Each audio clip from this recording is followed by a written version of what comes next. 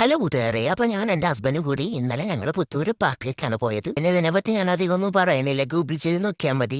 പക്ഷേ ഈ നേരത്തെ വരാണെങ്കിൽ കൊടയും കൊണ്ട് വരണം കേട്ടോ, ദേ, വെയിലുണ്ട്.